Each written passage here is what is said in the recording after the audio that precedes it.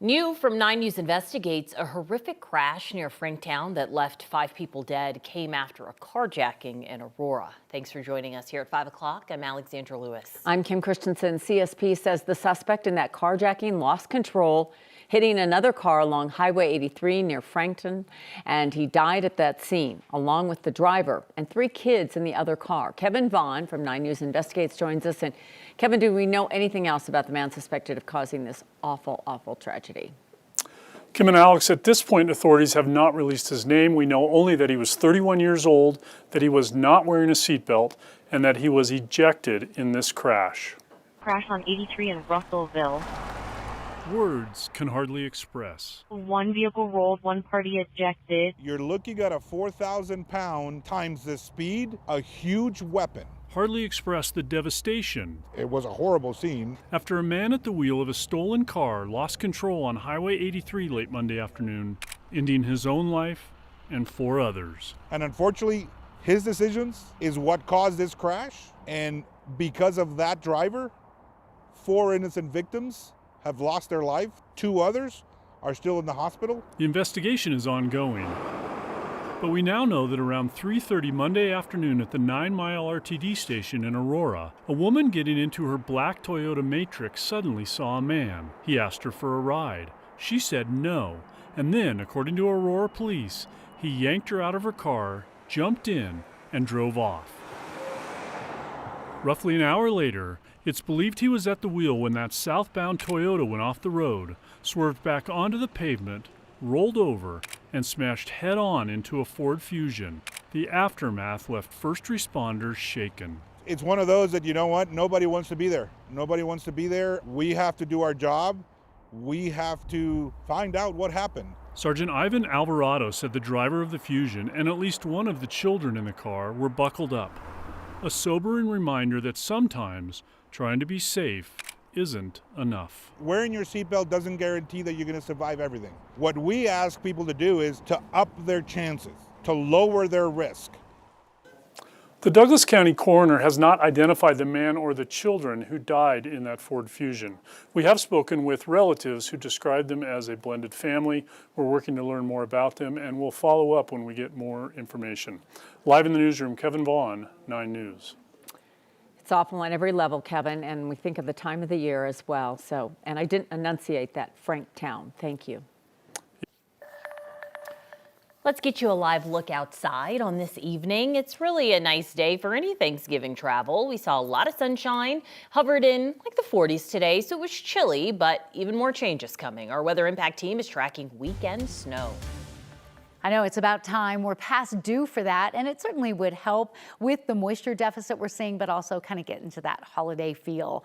We were chilly and windy today with the passage of a dry front for Denver, a little snow in the mountains, and more snow coming this weekend. Potential weather impact alert for snow in Denver off and on from Friday night through Monday morning, and bitter cold temperatures, some of the coldest air of the season.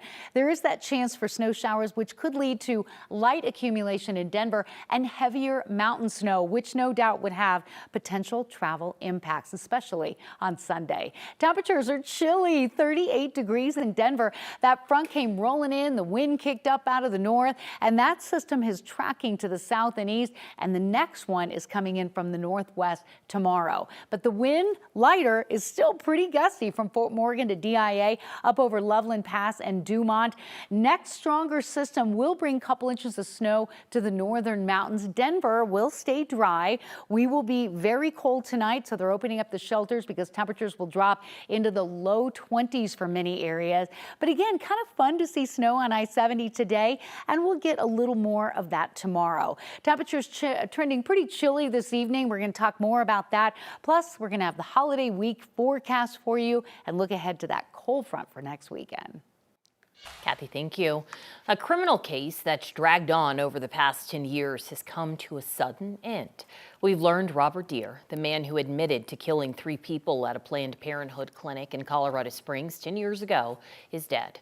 His mental state has been a constant obstacle in the case against him. For more on what we've learned today, here's Jeremy Hohola. Yeah, today the Bureau of Prisons confirmed Robert Deere died 3 days ago while in their custody. He has been in a mental facility for the past 10 years while facing 179 charges. He was accused of killing 3 people and injuring 9 others.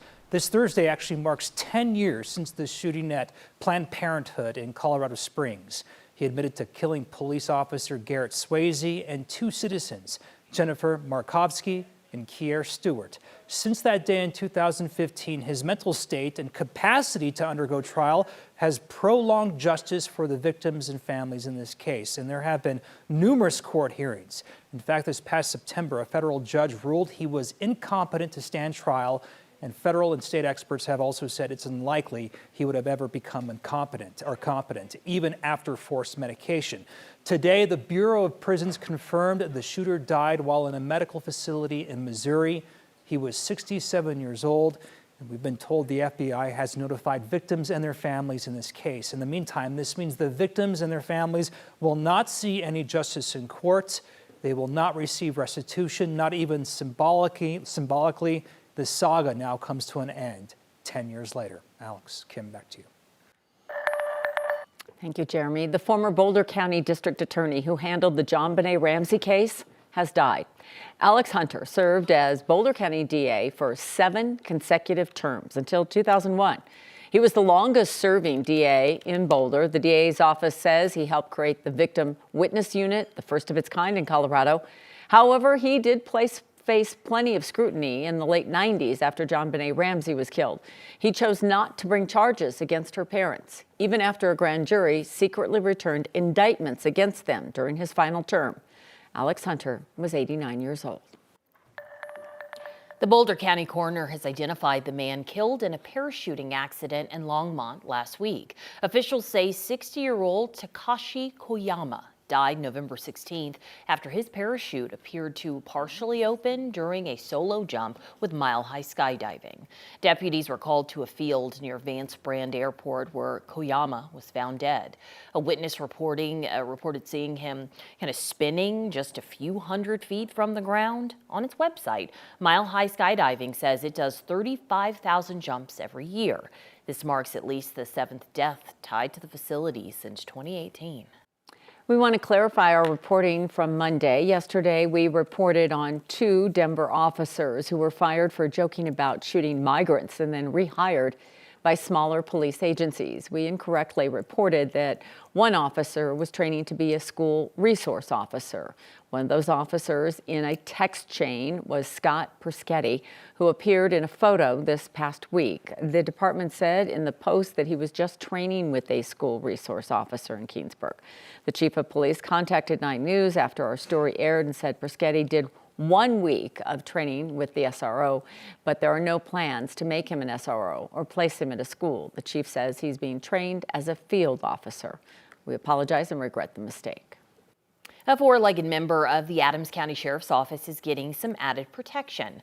K9 Khan will soon receive a custom bullet and stab-resistant vest donated by a nonprofit. That vest will be embroidered with the message, "In honor of K9 Rome, Colorado Springs." You may remember K9 Rome was stabbed multiple times last month while helping officers with a barricade suspect. He had to have surgery. His leg was amputated. Rome's handler says he's recovering. He's doing well. Meanwhile, K9 Khan is expected to get his new vest in just a few weeks' time.